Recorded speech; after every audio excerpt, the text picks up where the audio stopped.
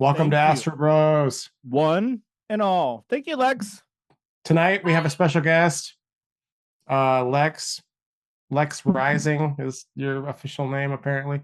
And I Um, don't think she's out to kill Superman, so I think we're good on that front. Not yet. yeah. She's still rising though, right? So it's Yes. yeah. Well, welcome and Astrobros. How we doing? Um, Fabulous. Now that I'm here with some of my favorite people. Just some. I I'm I'm also doing good. I did have to fix a dryer today, and I did it successfully, and it's no longer making noise, and I think we got rid of the lint problem. Nice. So It's only making the appropriate amount of noise, is what you're saying.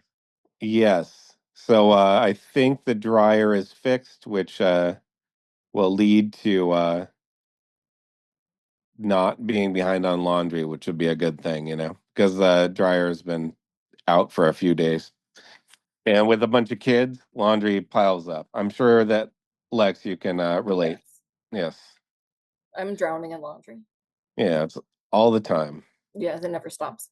It's like there's never end. I mean, everybody has never ending chores, but I feel like with kids, the never ending chores truly are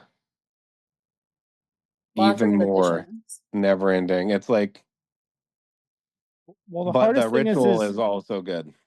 if the laundry doesn't get put away, then the dirty laundry mixes with the clean laundry, and that's Oh, that's one the thing worst. that makes you have to do so much extra laundry that you wouldn't otherwise. You're like, how am I just having to do so much laundry? It's because if you don't actually like, like for me, I have like different laundry systems, but like I have a couple like for like my athletic clothes, I just have them all loose in a basket, and then I have the basket on a shelf. So it's just like, oh, all those throw in there, hang up my shirts, pants go folded up, socks go into another big bin, and it's like, and that's most of my stuff right there.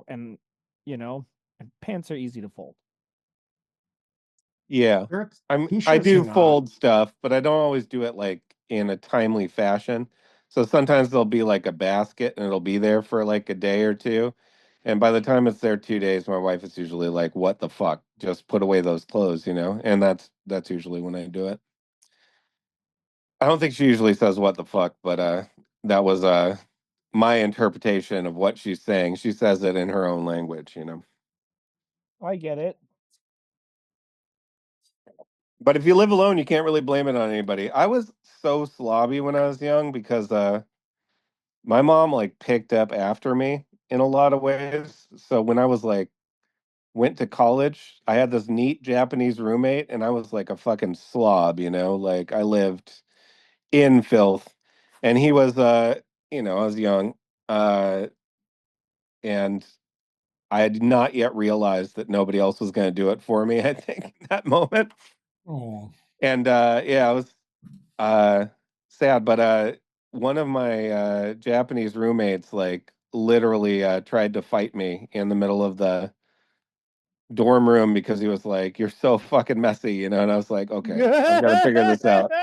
I got to Do figure you this know out." his My sign? Japanese roommate is yeah, he was a Sagittarius, I'm pretty sure if I remember right. Yeah. He was a fire sign, so I was Well, like, fighting is on track, I guess. yeah. Um and I managed to talk it down. I was like, "You don't want to do this. Such a Libra. I'll do better." Um that's also Libra always says that, but do they mean it? It's unknown, right? Doesn't seem like they do. Otherwise, they wouldn't keep you doing the same behaviors, right? I mean, who trusts the wind though? Pocahontas? Sailors. Yeah, that's true. Yeah. Pocahontas. That's a Wait, better that's answer. paint with all the colors of the wind. That's not like Yeah. uh, No, that's not trusting the wind. You paint with the no. wind. God damn it. God damn it. Get your shit together, Mike. With your movie references. Yeah. Yeah. Okay. Well, When I used to do like Greenpeace and stuff, we'd have a car question.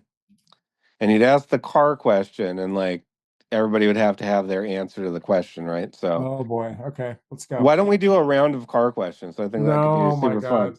I That's have no idea amazing. what Okay. car questions are. I know What I know where you're questions going with about this, and cars? No. It's when you're in a car with other people passing the time. Okay. First is you're on a desert island. You only have one album that you can bring. So one like piece of music.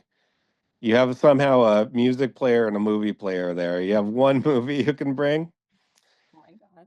and you have like one like unlimited supply of one drink that you can have. You can either have water or this one drink. And then everything else is provided for on the island. Does that make sense? What would be your three things? I'm gonna have to say,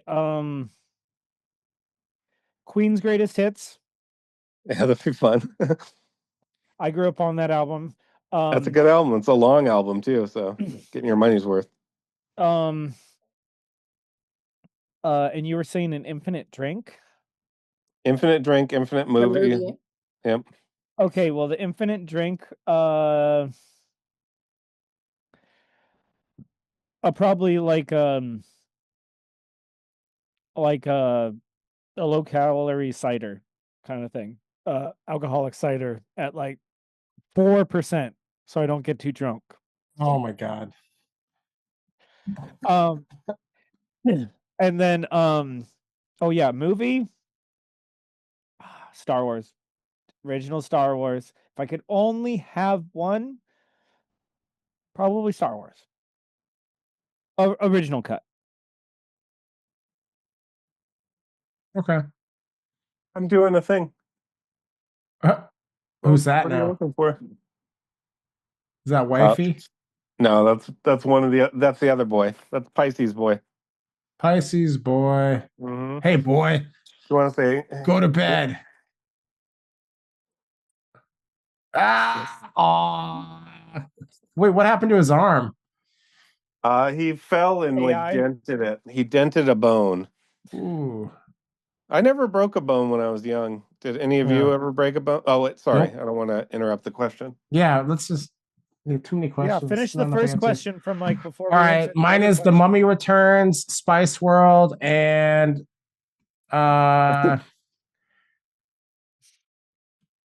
Is Spice Surge. World a drink? No, That's an Spice World is album. an album. Is that by the Spice Girls? It is. Okay. The I Mummy don't know if Returns. I don't know if I've ever actually listened to that album. You're missing out, dude. And Apparently then so. Surge is the drink. Surge, or not cola. Surge is that green, Mountain Dew like substance. Oh yeah, that is pretty good. Basically, my 1999 or 2000. That was like me. Those three things. Nostalgia, baby. Nostalgia. Yeah, I have a nostalgia choice.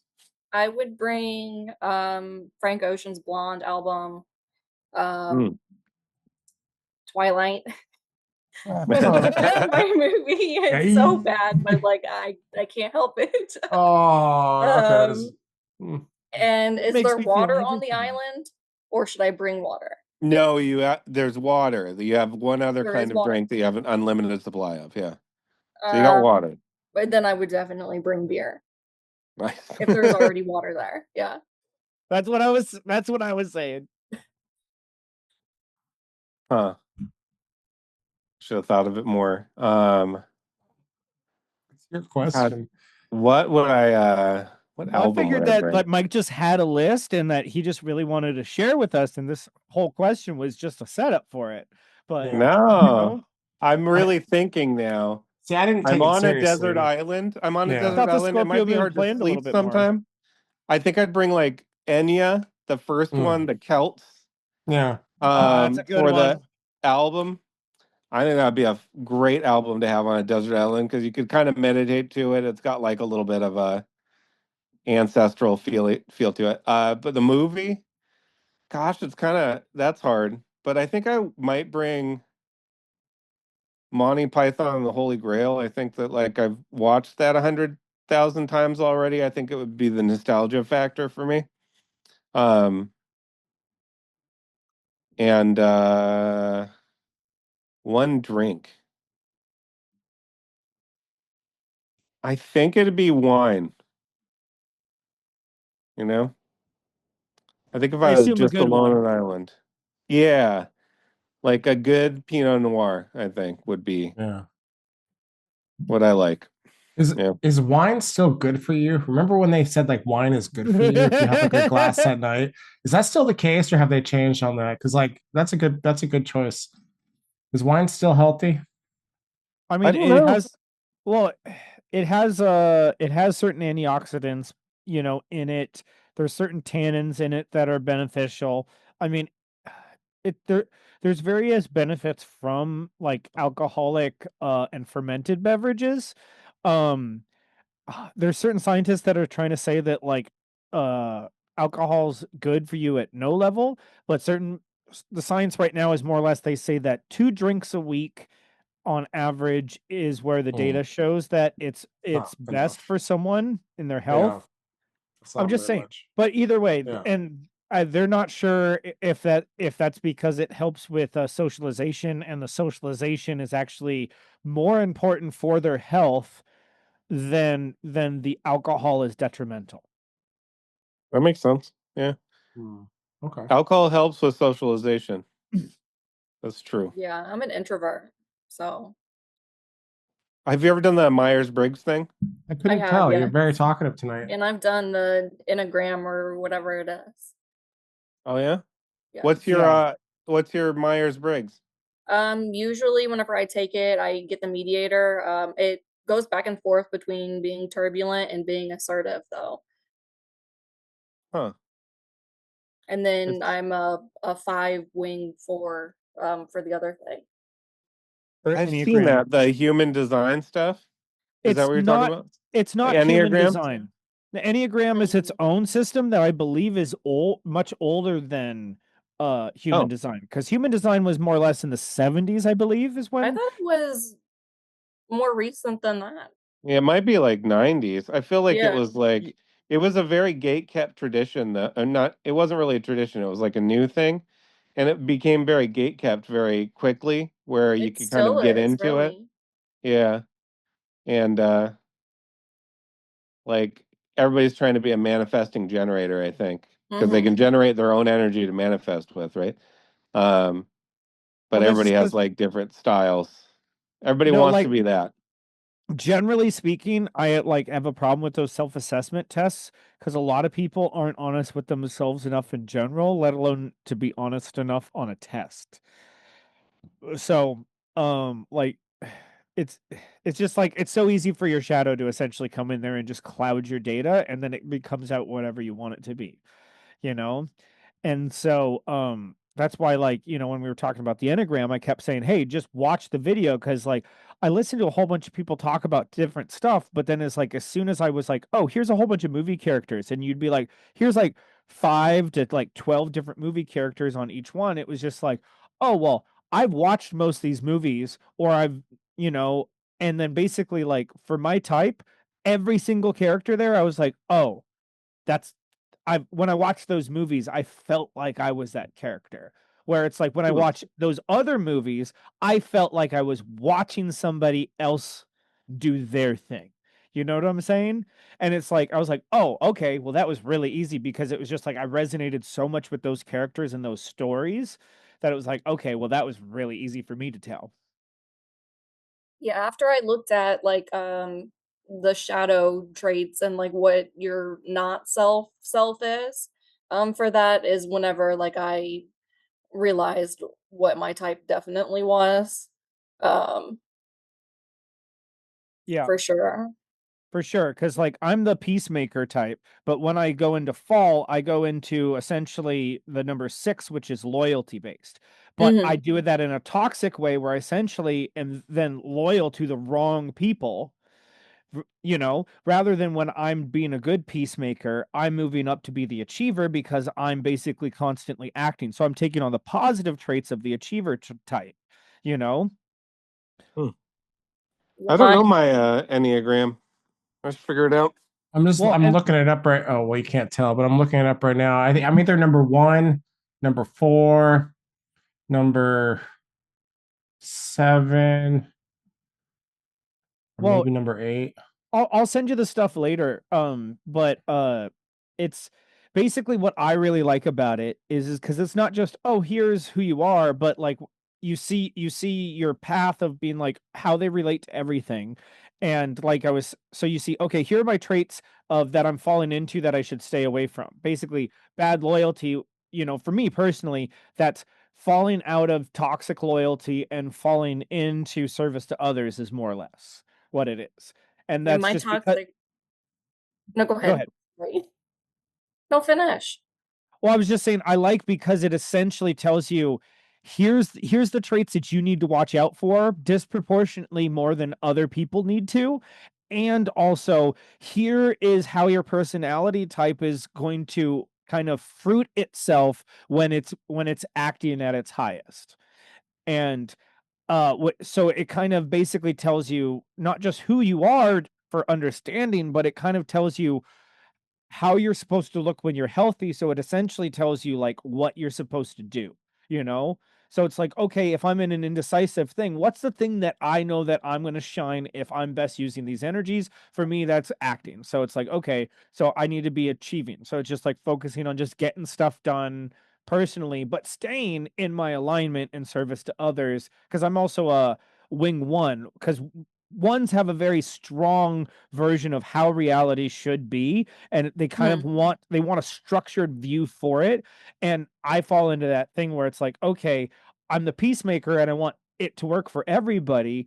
But because I'm winged with the one, it makes me a dreamer type. So basically like, oh, how can I have this underlying structure to be able to understand everybody, and how can I utilize that to benefit people and build structures that actually like are Hold.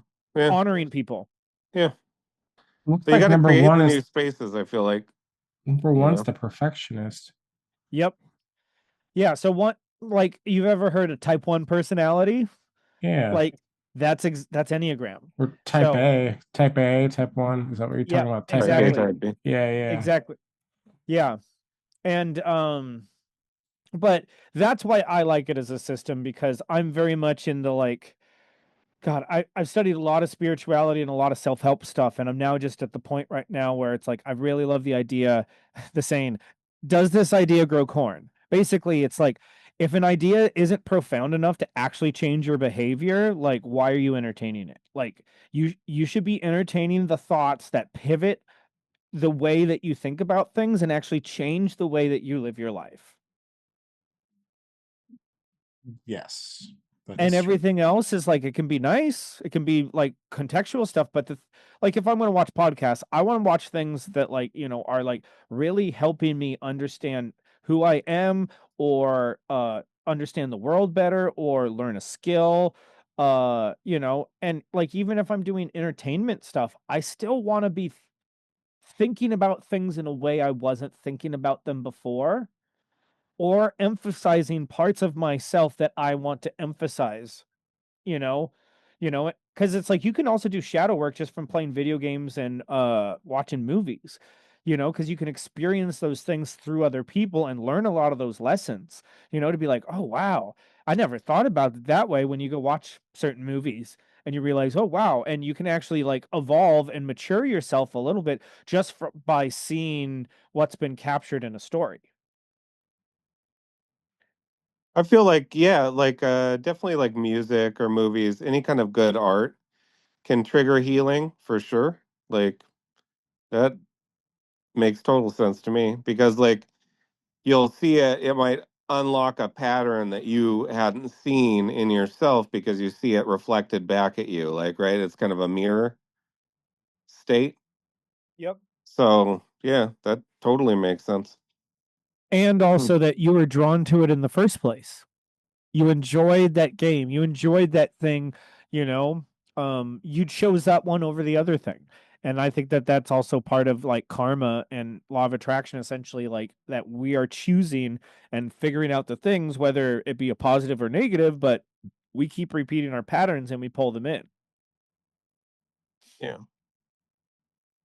Because so many of our patterns are like unconscious, like we don't even know that they're there, like it's like programming. We run scripts as ego, I think, Like our egos run these scripts, and some of them work, some of them don't. And it's like we can change the script, but we've got to see that it is like a script first, you know? Like that seems to be the key thing. Um, but it's like anything can trigger that moment where you're like looking at a pattern that you have, looking at why maybe that's not super useful for your life now. But it always has to be triggered in some way to come to conscious awareness because it's an unconscious pattern, right? So there's got to be more controlled or safer ways for people to interact with that, I think. Yeah, I would say the opposite. You don't want safer ways. You want to just fucking go. Like if you want to actually like, we're talking about like growth and self whatever. Like if you're taking it like a safe approach, you're not gonna fucking fully Yeah, grow. Like that's it's true. you're gonna in like the idea of like, oh well, like this person in this movie, it's a safe way of understanding like your stuff versus like an unsafe way would be like being thrown into the fucking fire and having to in that moment figure out your shit and look at yourself and look at like I feel like there's a value in like the biggest like lessons that we have in our lives usually come through like fucking hardship and like hard times and Yeah. difficult Well, situations versus like ones that we control that we make it all nice and we make it like oh well it's this way and I'm gonna learn a little bit and just take what I want and it's okay I feel comfortable. It's like yeah if you're feeling comfortable you're really not going to grow and take it in as much as like if you're feeling uncomfortable and miserable and fucking sad and fucking whatever else Yeah, for sure. then you're That's actually that's gonna that's when really you take really it. grow, when you're going through the Yeah, shit. and you're actually gonna take it, and you're actually gonna like well, you actually truly 100%. want like I think like a lot of our whole culture is like make it as nice as possible and make it as easy as possible and make it as safe as possible. And it's Yeah, just like that's true. And there's that's aspects of that that Well, harm us well, and for and sure. and not to oversimplify your point there, Nick, but it's basically, the difference between learning things on paper and learning things in reality, you yeah know? yeah And yeah people want things to be how it is on paper, and that's why yeah they want to stay in that learning state. Because therefore, my truth actually is just as true as anybody else's truth, as long as you validate my truth that way. yeah But it's yeah just yeah like, but exactly what you're saying is that like it doesn't matter what my fucking truth is, because most of the time, almost anybody says my truth, they're talking what their ego wants to believe. That's yes that's exactly that's like 99% of and the it's yeah because it it's just sets like stipulations it sets like this is okay with me but it's like yeah. If you make it well okay with you, then you're not going to grow as much. because it's just like because it's like you if most everybody who's going to come from a more enlightened place, not to load that term, but they're going to basically, be like, hey, from my perspective, this is how I see things, because it's just like we always have our blind spots and we're always learning our own lessons and, and we're always lacking information, even if we were the ones in the situation, we're always lacking pieces of information. So it's just, Yeah. I don't know.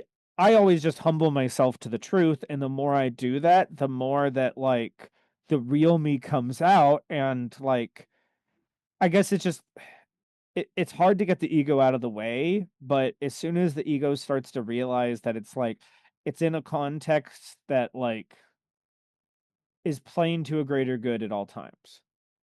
So it's Yeah. just like that Well, the ego death is serving the greater me, that I'm not actually dying is a another thing that's similar to that.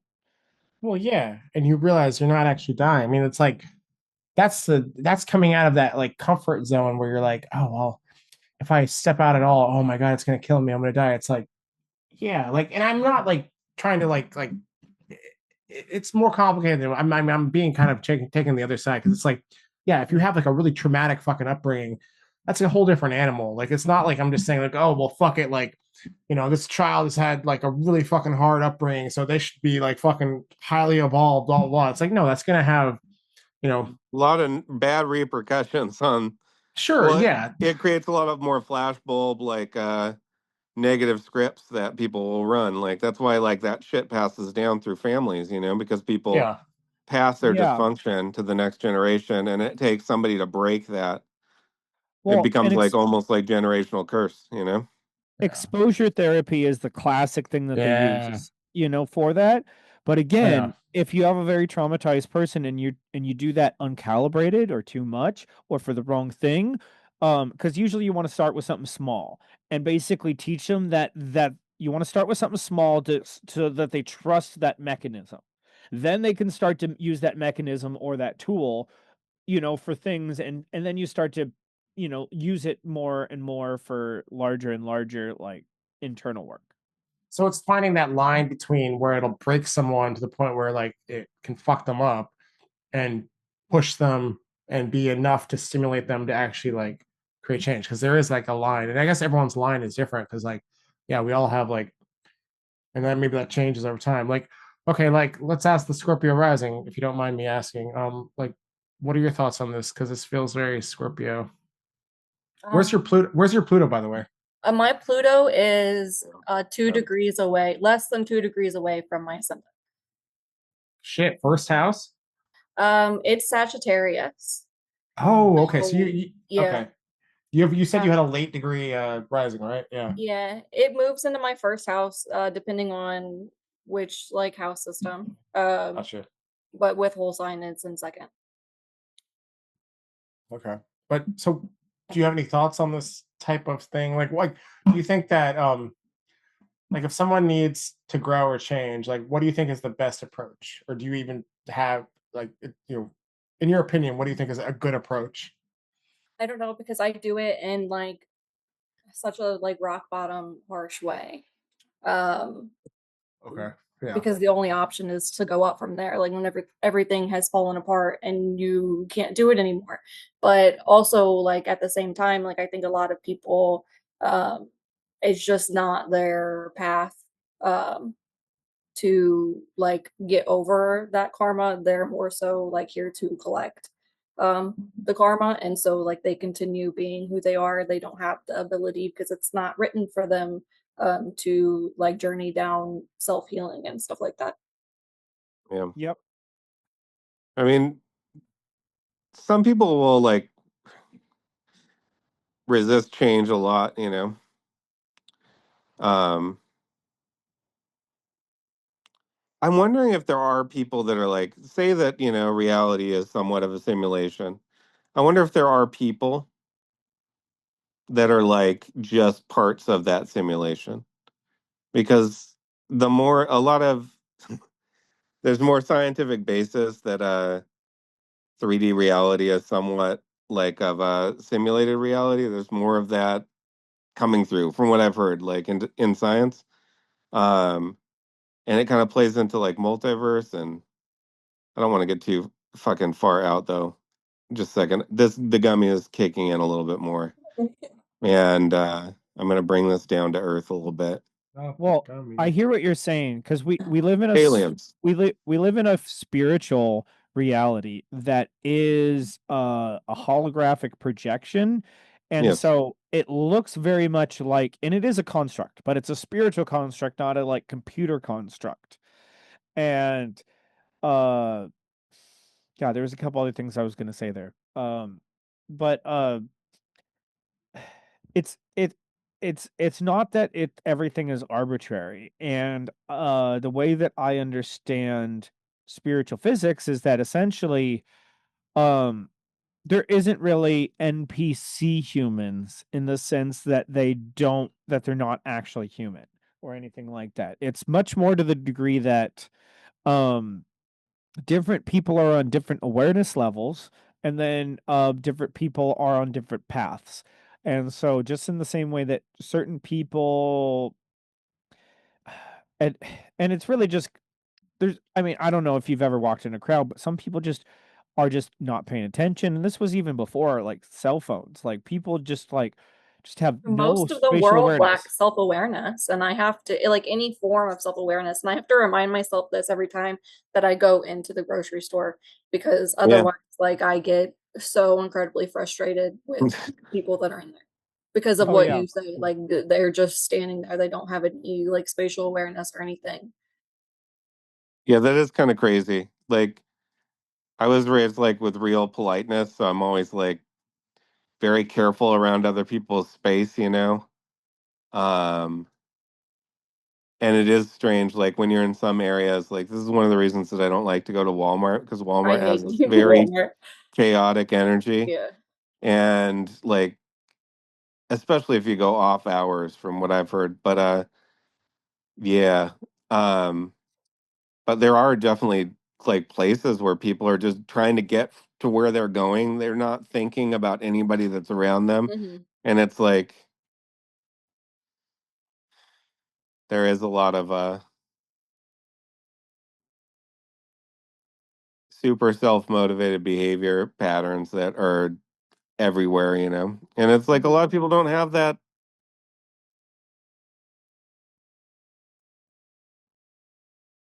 It's almost like you have to have a certain level of like cognition of what's going on to even approach it. So if I think some people are just lost in Well, the sauce. I think that there's some people that maybe don't have that much free will, you know, like if that Yeah. makes any sense, you know, because well, they're too I think under too that. much comfort has basically eroded so much of their free will because a lot of what we learn from is, yeah, I've said it before. You have to have a big set of data or you have to have very loud data. And so it's just like you have to have you have to have contrast in order to be able to like experience like what you want in reality. It's like, okay, try this and try this. If one is clearly better, well, you know which one you're going to choose every time. Decision over, you know? But like if it's really close and you have to go look at them and like get everybody's opinion because they're just about the same, well, it's going to take you forever to make that decision. And so that like so bad things happening in our lives make it very clear to us what we want and what we don't want. But again, if only bad things happen to you and no good things happen to you, sometimes you just get in that state of like helpless or learned helplessness where you don't aspire for anything more. And so also when you're looking at some of these people, you're also looking at a society and an environment that they've grown up in that has kind of broken them down. So you have a lot of different things going on, especially in today's society, and like certain people in power who don't care how they get that are going to act in ways and push people for that kind of behavior, or they don't care if they do, you know? And I think that's just what a lot of our society has gotten to. So it's just like we have lots of different, and as you were saying, for certain people, you know, even worst case scenario, like they come in here and they were trying to transmute karma. Well, at worst, they've accumulated more karma that they're going to be able to transmute later, you know, and that's how like I think a lot of spiritual entities see what Earth is about. Like, oh, it's like sitting down at a high stakes poker table, you know? Feels like a school, but it feels like a lot of people are That ready too. to graduate. It feels like there's more people that are ready to graduate than there have been for a long time. I feel like there is like awareness and awakening that's happening, but there's still a lot of people that are just like programmed humans. I don't know how to say it better than that, you know? Like Well, it's the same way that unconscious that. people fall more into their astrological uh themes, their stereotypes. Yeah, I would say the more unconscious you are, the more you would go into the negative stereotypes of the signs, you know? Yeah, I have trouble relating to like all of my Scorpio energy. Um honestly. I mean, I think that like in my like probably teens and early 20s that I was very much a stereotypical Scorpio. Um but now like I don't even really like I rage quit the Scorpio Risings group because I was just like I can't I'm take you done. guys, I can't. Um so yeah, I have difficulty like relating, and I think I have a lot of difficulty also relating to other Scorpios just because I think that they're still so much like in that trap of like where I used to be. Yeah. Um What do you think you found that helped you pull out of like the basic Scorpio to the ascended version? What got you to the next level of Scorpio? Like my entire life fell apart. And like I That'll I do was it. talking to somebody over the weekend from ASO about like, I mean, I'm only 28. Um, so like I'm pretty young still, but like I don't know, maybe like 24, 23, like my life literally just like fucking fell apart.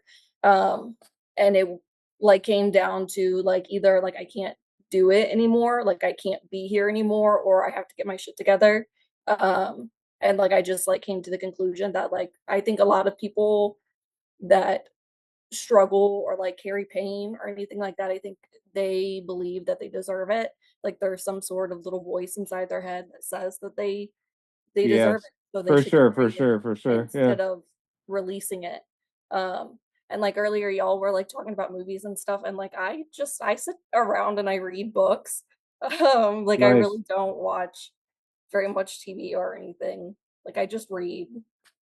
What's the last book that you read that you really were impacted by? I'm reading The Three Waves and New Earth or whatever by Dolores Cannon. I'm like Oh shit. 120 Nice. pages in.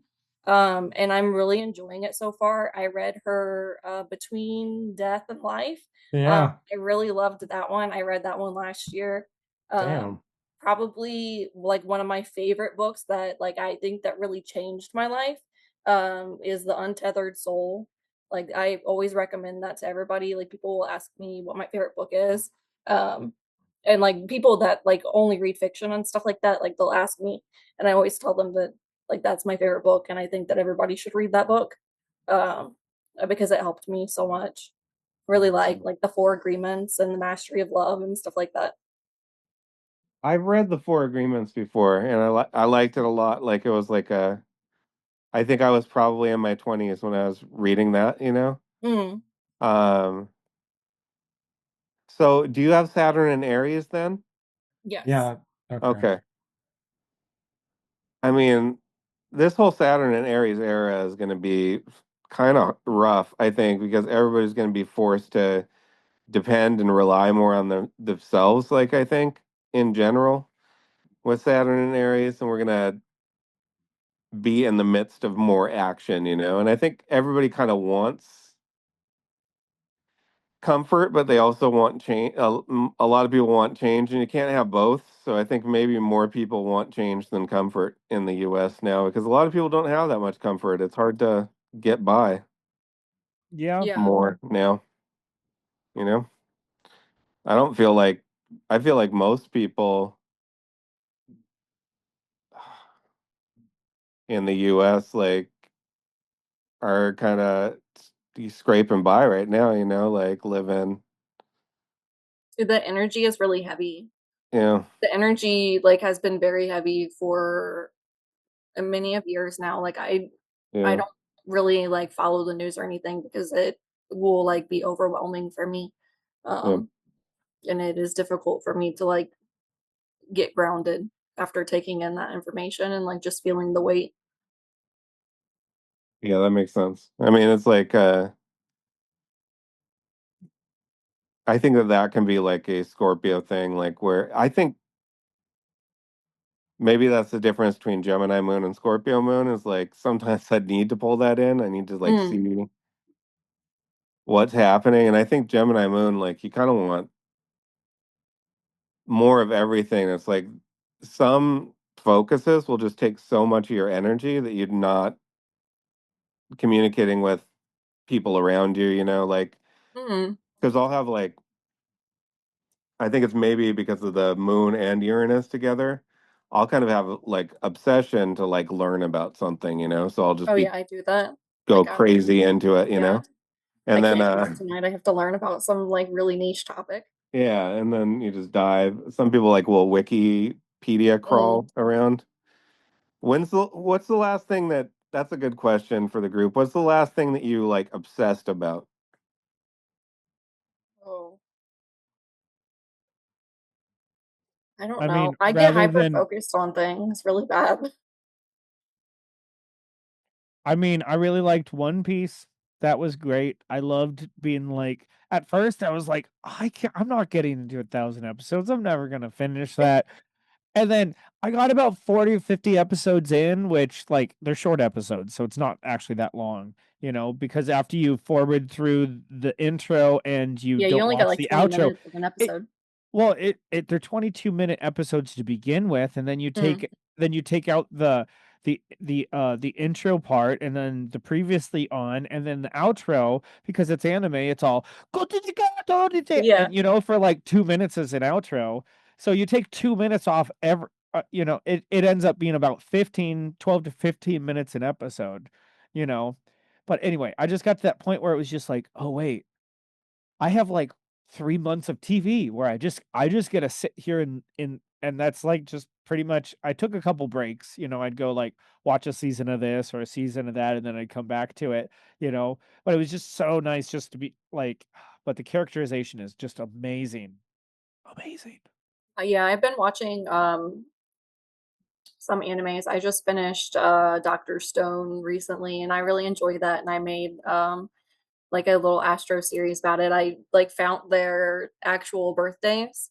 Mhm. Um and Nice. I went through like all their placements and put traits that I like, because so like first of all, like whenever I'm watching an anime, like I'm trying to like piece together what I think that they would have, like what their placements would be. Yeah. And so for me to like actually find the birthdays and then like I see their charts and I'm like, this is not what I would have expected at all.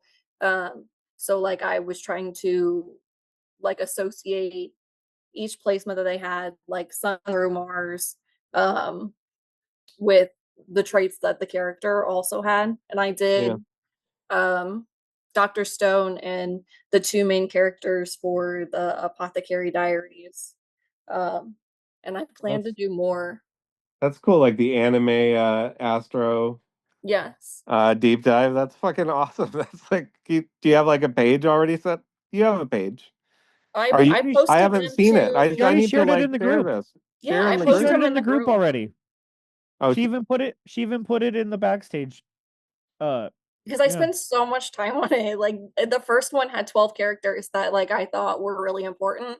yeah, And so that took me a very long time because like I have kids and stuff to do. yeah.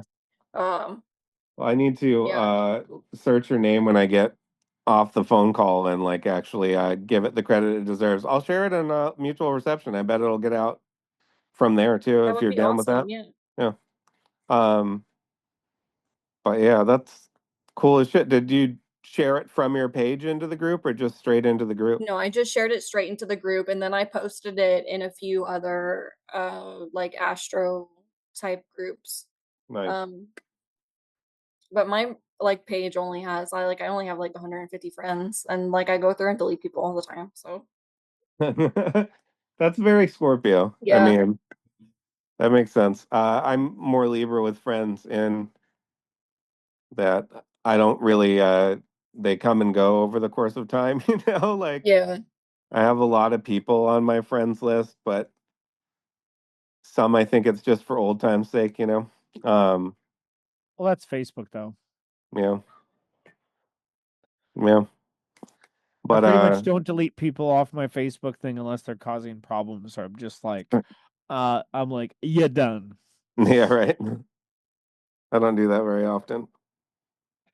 Um, have you ever had like a crazy Facebook relative, like a relative on Facebook, like crashing out over something? Because I Uh have. yeah. Yeah, I had a cousin and she crashed out so hard about COVID because she was like, anybody that's not getting the vaccine should get like arrested and shit. And I was like, what the fuck? And I like started yelling at her a little bit on the internet. And she crashed out pretty hard. I mostly like pulled out like her arguments to their extreme, that she was willing to use violence to like make people obey this thing that was not actually forced. It was very strange. Like that was like that showed me. I felt like COVID showed me a side to people a lot of people that I had never seen before, like how quick they would turn kind of on their neighbors, I Yeah. guess. Um, and that was kind of scary, that aspect. It was But it was less people wild. than I thought it would be, which is good. It was way more people than I thought it would be. It was so obvious to me, but I watch like almost every sci-fi I can get my hands on, you know. So it's just like it to me. It was just like I'm like about like 5 minutes into like the pilot episode or the beginning of a movie, and I'm just like, oh okay, oh okay, oh, okay. It's like all the little world building things that they're doing. I'm just like, okay, okay, okay. This is that kind of story. Okay, I'm getting what you're putting down. And so it was like as soon as like the COVID Water. thing started to happen, and it was like February, I was like, oh wow, shit's happening. And then March, I was like, oh shit, shit's happened. And then it was like by like April, I was just like watching everything unravel, and I'm like, wow, I'm in the middle of a fucking movie, and I'm the only one watching it. Everybody else is freaked the fuck out.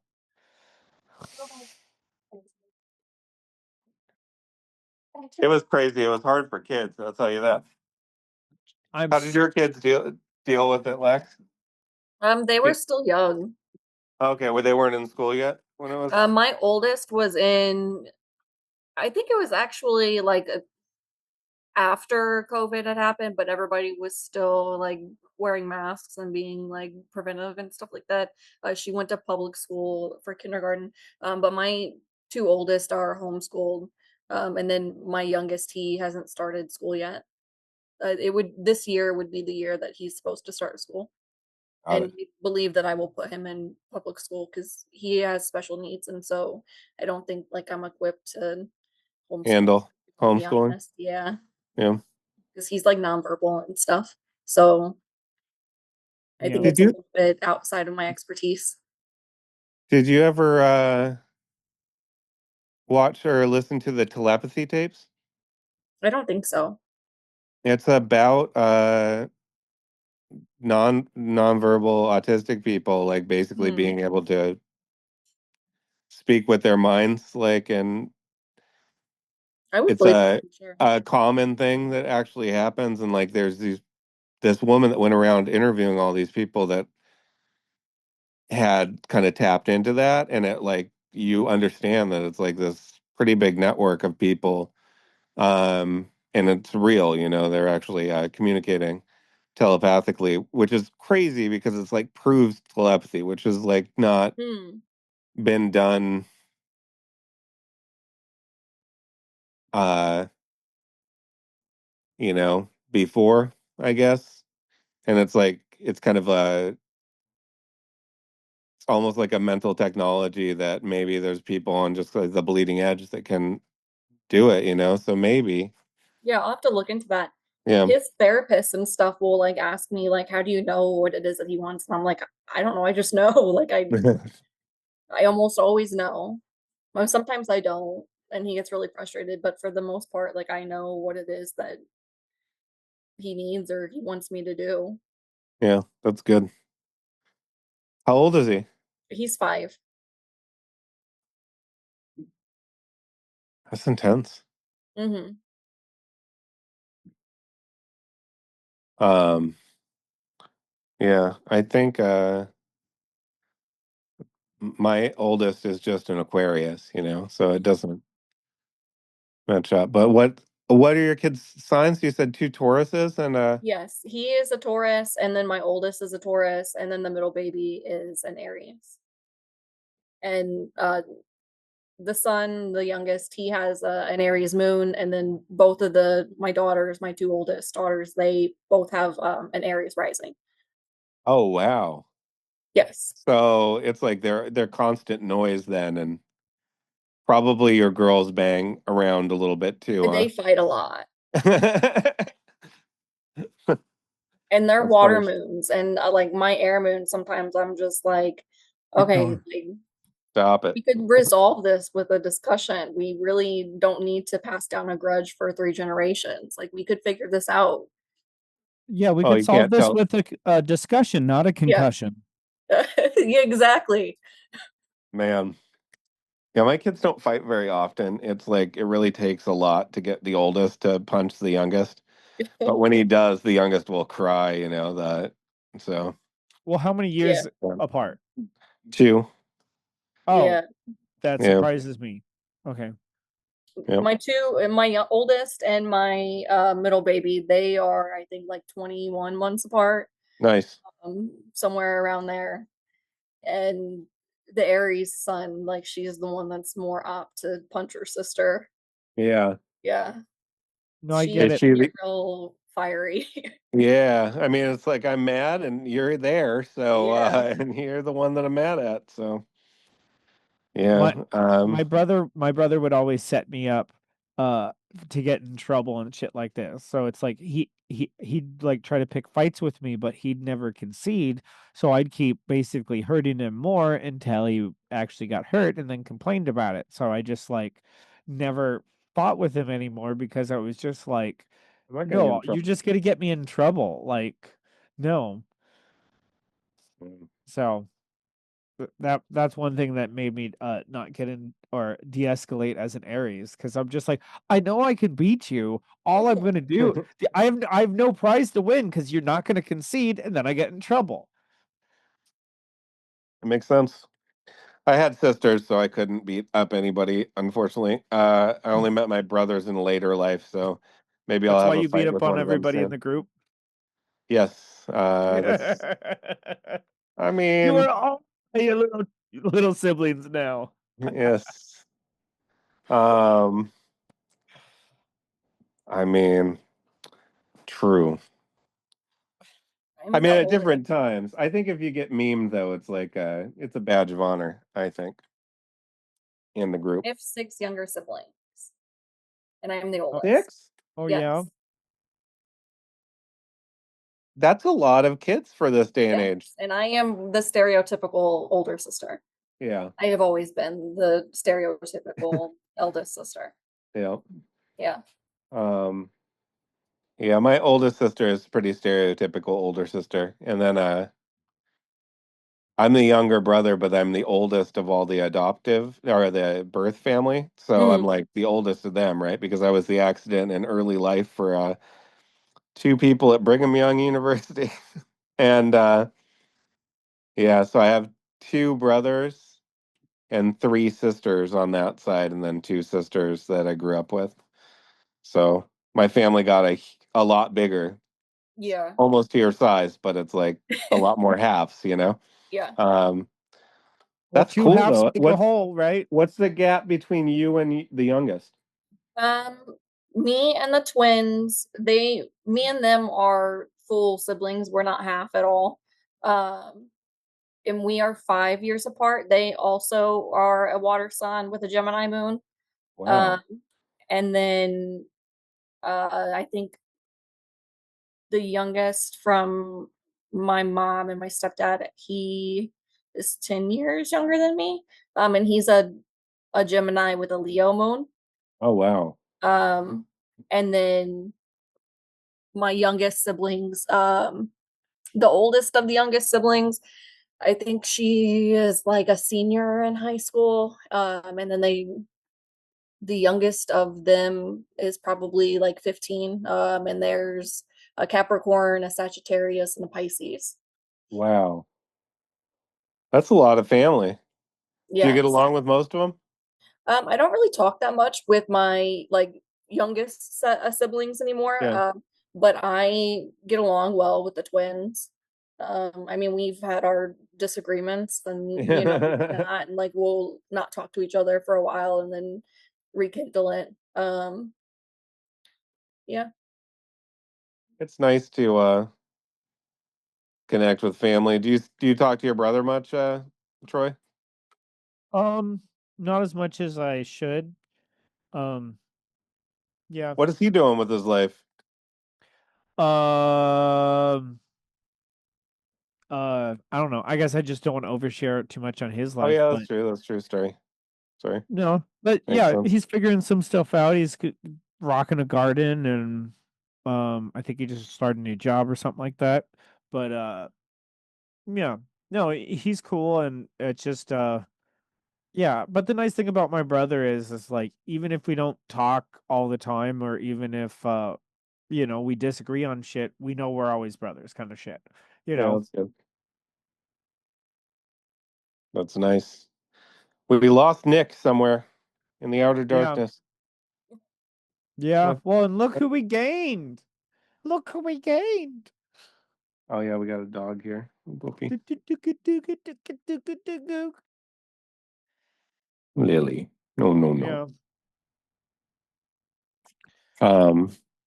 So what are those big astrological placements going on? You were saying going on right now. Uranus is going to move into Gemini next week. Oh yeah? Yep. And it hasn't done that since well there's been What is 3 Gemini times. doing with Uranus? Well, Uranus is the planet of like change, unpredictability, sudden events, like flashes of insight, like invention. Um Uranium is kind of science and like the bleeding edge of that. Uh and in Gemini, that's like communications, it's like siblings, duality. Um and the often in the US it makes the US kind of split against itself. Um like the first time it happened in US history was like right around the revolution. It was like 1774 to like 1791 or something like that. Um Maybe 1788. I don't remember exactly. But that Yeah. was like when we like faced off with the British, right? And so it was kind of a brother war at that time too, because there were loyalists and the rebels, right? Yeah. So that was like the first time that we had it. So we're gonna have our Uranus return in the US too, which is we just had our Pluto return, so now we're can expect some bigger shakes from that. But then the next time it happened was like around 1865, and it was like right during the Civil War. And that's where we kind of split off in the US against each other. Um, Yeah. and then the last one was like 42 to 61. No, 42 to 54 or something like that. It's like but that time was during the end of World War II and like the beginning of the Cold War. So it's like now we're doing it, but it's connected with Pluto and Aquarius too. So I mean, I think like what we're gonna see is like leaps and bounds ahead with tech, with like jobs not being able to really keep up. There's gonna be people like getting they're gonna be getting degrees that are like automated in some ways, like for the next few years. Um because there's a lot of shit that's just gonna start going away. And I think it's gonna be interesting to see how we split in that moment, because every other time it's been like the US kind of split in on itself. I wonder if it's like more this time will be like people are more split by their like algorithms or like the things that they're watching, or the funnels that they're in. So it's like maybe it's going to be more of a narrative war in the US would be my guess. Well, I mean, You it already is. I mean, so yeah. and people get caught in it. Like even the best intentioned people who are trying very hard to communicate what's going on, there's just too much stuff going on, and it's like, okay, if I can only write 10 news articles or do 10 news segments or whatever, that of like, or how many like scientific studies can I do? I'm going to prioritize it on what I think is most important, and everything else falls off the wayside. And so the thing is if I'm going to keep maintaining my focus on that thing, well, then by definition, I'm not focusing on everything else. And everybody who is paying attention to me is going to adopt some of the same biases and some of the same blind spots that I have. Hey, Poopy. And so it's just like a natural thing. Like even when you're listening to like really good sources and really good everything, if you kind of have to constantly curate new sources and new information constantly to stay up with things, which also makes it harder for creators to stay up with things. So it's just Yeah. like it's the new information and epistemology that we're going to have to take up is going to be different. And which is kind of interesting with podcasts that everything's moving more back towards an oral tradition to a certain degree. Yeah, that makes sense. But I mean, there's still the written tradition. I mean, there's like books being written all the time. I wish that I could catch up on more like new stuff that's coming out or know what's good, you know? Um, because I do enjoy, like, that's the one thing that's kind of I've gone away from a little bit more because of the scroll, you know, you can just go and scroll and get information that way. As like books were such a huge part of my life for so long, and then the screen kind of overtook that in the amount of time that I was given to them, you know? Um, and I think it's because like when you read, you're getting like this direct transmission from another mind over, you know, time. Um, but it's like when you're out on the internet, you know, it's like there's always people around you too that you can be interacting with about the things, but they're almost always like shorter attention span, Yeah. shorter form things, you know, which aren't necessarily great. Hey, puppy, what's going on? My dog is very interested in licking me or Yeah. being part of the frame. Hey, dog. Well, You you know see? what? It's good for the algorithm. Yes, Al it Gore likes probably is. dogs. He writes songs about it all the time. And Yeah, I cats. bought 3 of the books that you had recommended, Michael, and then I bought the book that Troy recommended. I haven't got to them yet. Actually, I read one of the ones that Michael had recommended, but it Which was only like 100 pages. which one? Uh, the one where he goes on the journey. Oh, Siddhartha? Yeah, that one. What did you think about it? Did you I think it enjoyed was it. Yes. yeah. I felt like that Herman Hesse is like interesting. He wrote a lot of pretty good books. Wrote a book called Steppenwolf, Narcissus and Goldman. Um, and that one was like I felt like it was like trying to tell the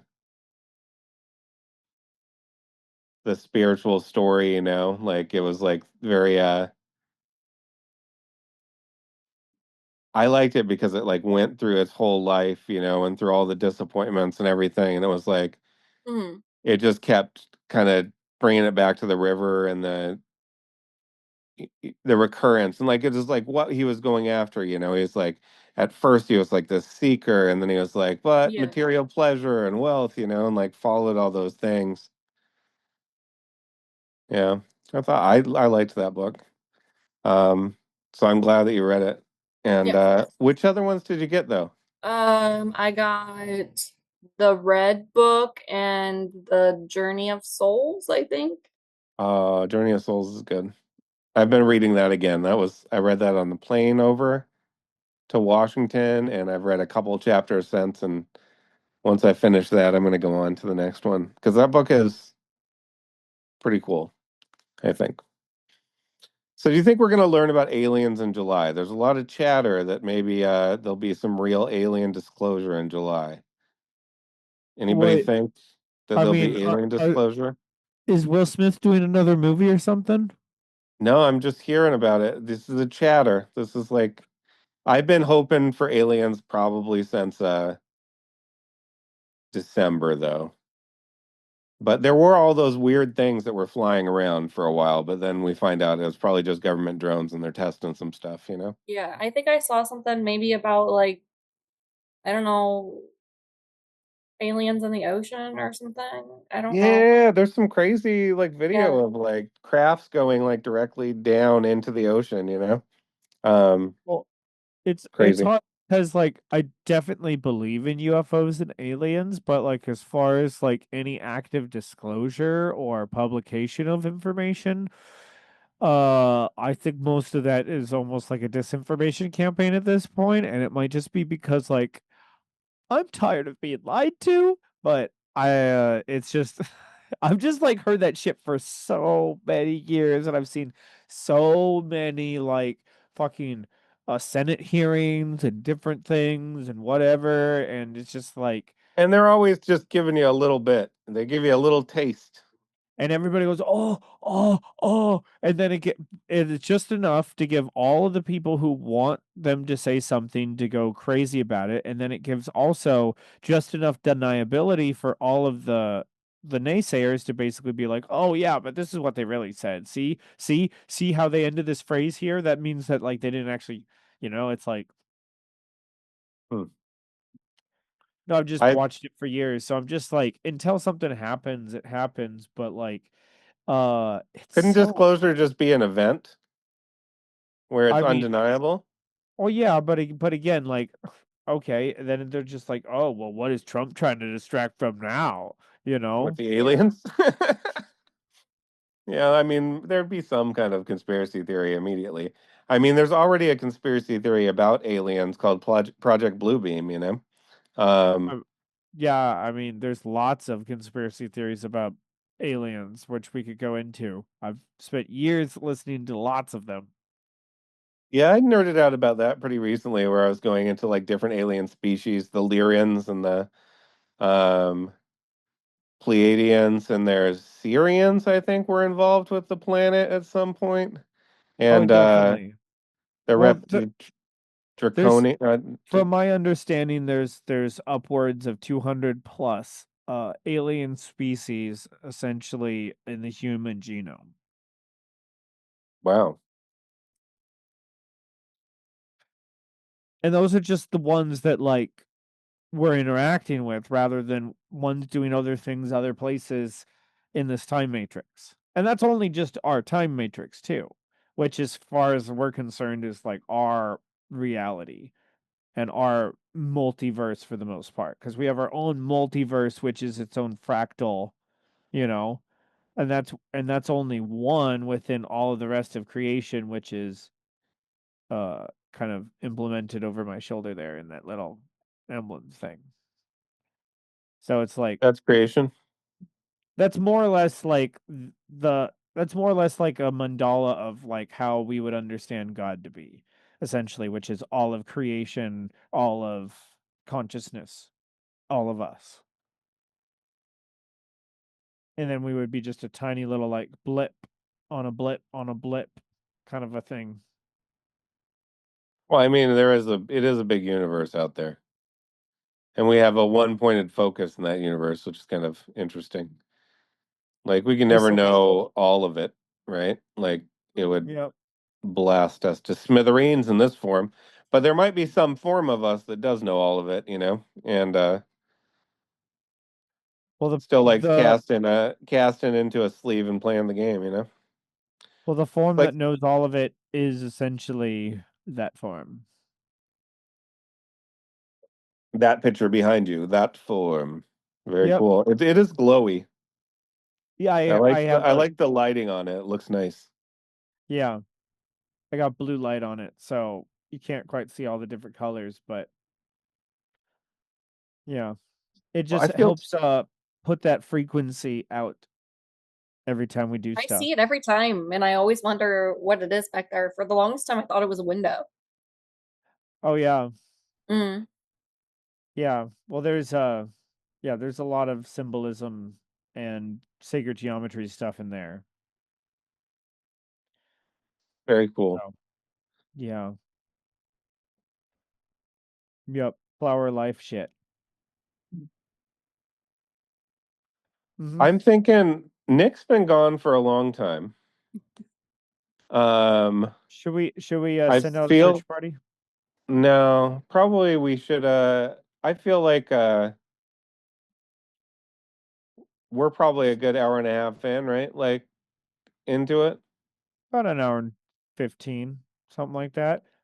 I Okay. just wanted to ask Lex a couple questions. How long have you been into astrology, Lex? Um, Around the same time that okay, well, first of all, like I was raised really religious. I just didn't like have the resources Mhm. Yeah. because it wasn't allowed. So like at a young age, like I knew that like I was a Scorpio and I like wanted to explore that and I wanted to explore like different beliefs and stuff like that. Just I wasn't allowed to. Uh, Whenever I had like my rock bottom, um, in like my early to mid 20s is like whenever I like started getting um like stuff on my algorithm about like your big 3 or your big 6 or stuff like that. Um I really still don't know that much because I had like studied my wrong birth chart Oh wow. Yeah. for a long time and then I haven't even like began to dive into what my new one is. Even though like everything's the same except for like degrees and where stuff is located. Yeah. What? Yeah. How did you have the wrong birth time? How bad was it? Um, Was it like it's 12 like hours 20 off? minutes. Oh, 20 minutes? Yeah, my mom and my both of my nanas had given me a time that was like 20 minutes prior to what my birth certificate had said because Oh, my birth certificate that I had didn't have a time listed on it. oh. And then I got a new one and it had the time on it. Yeah, I got You know, mine from like the chart. I ordered mine and it just had the time on it. So hopefully it's the right time. Um, yeah. I think it's right. It feels like my chart matches who I am, so it Mm, makes sense. Or at least the main um I feel like your chart kind of gives you your powers if you want them, like I don't know. Like there's an aspect of you can either have the astrology being done to you kind of mm. unconsciously, or you can be kind of surfing it, like just knowing what's coming and I know the basics. I trying to adapt. stopped learning whenever I had gotten to like different aspects because I'm really not great with math. Oh Uh, yeah. and so I didn't continue after that. And also like I like to follow the flow of my interests rather than trying to force myself to do something No, that makes because then sense. I like get an aversion to something that I previously really enjoyed, you know. Yeah. No, that makes sense. Like keep your mental options open. That makes sense with Moon and Gemini too. Like you Mm, want to be able to land on things and learn what you can from them, and you don't have to do it all at once. Like yeah. nobody has to do it all at once. yeah. Um, I think it took me like maybe 20 years, maybe 18. It took me like a while to like I think really get astrology rather than just like know the associations. Mm, And it's just like it's like there's like this overlay energy flow from all these different forces. Um, and the transits are just their how they express in the world. And you can see like it's interesting because you can kind of see how the transits are playing out. Like especially the big transits, if you look back, like often in the midst of it, you're not sure, but like if you look back after a week or something like that, you can see like the big events that were associated with that transit. mm, So it like manifests itself. It's like the language of time, kind of, because it manifests itself through time, through these aspects. And then your chart is basically getting kind of positive and negative interrelations with this general overlay. Because that's always moving, and your chart is like this fixed point, right? You're a fixed mm. energy, the snapshot of the universe at that moment in time, in some ways. And God, where was I? Again, got me a little gummied. Yeah. Um, I We're was getting seeing a excited. snapshot Oh, I of was the getting universe. excited about our own patterns, right? So we have our own patterns that are getting interacted with by these other patterns. And the more conscious we are of our patterns, the more that we can just kind of play the roles of our signs, you know? Like, it's like when the ego becomes like the chariot instead of the thing that's driving the chariot, you know? Like, Mm. Well, it's and I I I hear what you're saying. And for me, I think about it, it's like if you're playing a video game or whatever, you each character is going to have different move set. And like one character is like, okay, he can do like he does these sets of moves and he has a slower cooldown, but this guy he has like really big moves and does a lot more damage but has a bigger cooldown. So it's just like if you're going to play different characters, you're going to have to realize you're going to have to play them differently and strategize differently. So yeah, if you realize, okay, that like, hey, I'm really good at doing this type of work, like, focusing on one project, getting it done, and putting everything else aside. But if I do that, that means I can only do one of those projects at a time, you know? So it's just like, Yeah. it's recognizing like, where are my strengths and where like but again like so if I'm going to be in a fighting game, well then I don't want to be out I don't need to be stuck out there where I'm going to be catching damage where my shields are down, I'm out of stamina, whatever like that, because it's the same thing we do when we're like operated in life. It's just like when we push ourselves and then now we're out of balance and we were already teetering on because of something else, and then we just knocked our balance off from two things because we overcommitted ourselves. We did things that we knew weren't best for us because we've learned that about ourselves already, but we still put ourselves in that situation. 100%. But anyway, it's almost my kid's bedtime, so I've got to log off of this call. I feel like we got a pretty good Yeah, long form. I hope that you enjoyed your time here, Lex. or at It least was the upper part of your face. Hey. we got you. Although it's cool to like learn. Oh wait, I've got one more thing. So you were raised religious? What Yes. denomination, if you don't My mind me parents are asking? Pentecostal. Pentecostal. Okay, my parents were Lutheran, so I was raised Lutheran. I went to a Lutheran high school. Oh, really? Yes. Was it good? Yeah, I enjoyed it. Because they don't really punish like you hear at Catholic. Yeah. At Catholic schools, you get more punished. Did the Yeah. Lutherans punish? No, they didn't. And my teachers were like very open-minded. Especially my principal. It was a very small school. But they were all like very open-minded compared to like the religion that like I had already been raised in. And I enjoyed it. I Hmm. enjoyed them and like their point of views and stuff like that. Yeah. Were, were you in one of the like Pentecostals that do did, did they do like healings and stuff like that? Were there those kinds of things at all?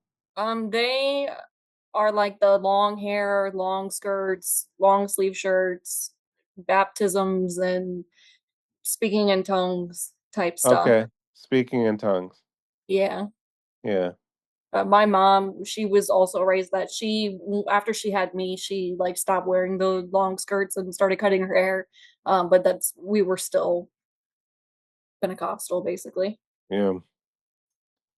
That's intense. Like ours was more like very conservative traditional. Like I guess it was like Lutheranism is like Catholic light. It like basically Mm, takes away almost all the trappings of it, you know? Like cuz there's a yeah. lot more like incense and stuff with Catholics. Um and more like ceremony around it, Yeah. but it kind of keeps the basic form. Um Yeah. The one church that I've gone to that I thought was interesting was the Orthodox Church. I actually like the Orthodox Church because they just sit in there, they just sing. There's like this liturgy, Hmm. so they're just singing this message, right? And the message is like, you know, there's all these icons and things around, so it's like people are just kind of chilling and they're singing and there's a good energy to it. Oh, But most of Episcopalian's the kind of churches that I've similar. gone to, I've never felt much positive energy from them, you know? Like, but I've never been to like some big one, like the temples. Like, I bet going into like a monastery or not a monastery, what are they called? The cathedrals? Mhm. Yeah. I bet I'd feel a certain type of way in one of those, you know? Like, just Yeah. because of the grandeur. In high school, our choir sang at an Episcopalian cathedral down in uh San Francisco. Nice. And yeah, it had like a 6.5 second ring time or whatever. And we yeah, it was a lot of fun. But like that was a very similar kind of thing where there's just most of the time it was singing, and it was a lot of call and response between the choir and the organ and the pastor and the audience. That's what Episcopalian is like? Is that what you said? Well, yeah, at least the amount that I've seen. I mean, I grew up Christian a bit, but it was more of just like born again Christian, and did some Christian school there. And what was it? For kindergarten, I went to Episcopalian school. Nice. Yeah. I went to a religious preschool and that was it. And then it was a public school for me. And I liked public school, honestly. I mean, everybody goes through hard times. I think middle school is like the hardest time of a human life emotionally. Like, I feel like. What do you think? Mine was definitely high school. I went to public school until like a year or two into high school, and that's whenever my parents had moved me to Lutheran school. Okay. High school's worse for sure. Yeah, high school was very difficult for me. Oh, I thought middle school. Maybe it was because other things were happening in my life. I just felt like that was when like everything started changing, like the body changed a lot. And God, and it felt like everybody just hadn't really grown into their body, you know, none of us felt like we had grown into our bodies. I guess that's part of high Yeah, school though too, you know, like because the thing is kids at that the hormones hadn't kicked in yet. The thing is once the hormones have kicked in more in high school, motherfuckers get mean. Yeah, and yeah, I was like a loner. I didn't like have a friend group or anything, and so with all yeah, the hormones and the people being mean, yeah. um, you know, it was a difficult time. Well, that's like people do a lot of hierarchy games in high school because you learn those in middle school. I feel like you learn like kind of where you are in the social pecking order, kind of, you know, of a school, and like where you are is how people can kind of treat you with while getting away with it, you know? Like, and in any big school, you're going to have like more like kind of predatory people that are shitty, you know, that just want to harm other people. So that's got to be, Yep. I can understand how that would be really hard. Like, my experience of high school was a little bit different because I was kind of growing into my own strength. I was like lifting Mhm. and doing sports and stuff like that. And, I felt it as a time of like coming more into my body in some ways, whereas I felt like middle school was like an emotional wreck for me, you know. It was like maybe it was just for me and like all the not understanding where you fit in anything around you, you know, Yeah. like feeling isolated and also going through like major emotional shifts, you know. But I think it's different for probably different people, Well, I mean, obviously. my high school experience was so bad that I wanted to do anything to switch high schools. And part of that thing was also with the realizing that I was tired of my high school. I was also realizing that like other people's experience of their parents was not my experience of mine. Yeah. And that I had to move out of my dad's place. And so, I moved out on my own and started pursuing different experiences, and went I from moved getting out young. I moved from getting picked on at one and school to basically being like a nobody in the next school, or the next two schools. So it's just a very interesting, uh uh yeah. Middle school, for whatever its faults were, everybody was still awkward, and they still had a lot of people still had some childlike innocence in them. Yep. Despite all of their faults. By the time all those hormones start hitting in, you start to have gene activation, which comes with karmic activation and different other patterns coming in, and yeah. So yeah, I if we had a live chat, I would live chat, and we'd have about our two watchers or three watchers who's still watching, and they'd be voting and agreeing with me that high school's worse. Yeah, probably. You'd probably win. I mean, it's a worthwhile poll to put up.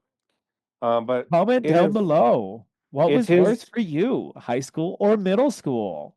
yes. Comment down below and Like and give it a thumbs up. subscribe. And with that, I've got to bow out to Astrobros tonight. There's family You're gonna stuff that bow I need wow to take out. care of. Bow wow out. But it was lovely seeing you in person and talking with you, Lex. I hope you have a great rest of your night. And thank You you for too. being a guest on Astro Bros. Yeah, It's very thanks for cool. having me. Yeah, Yes. You all have a lovely night. we will.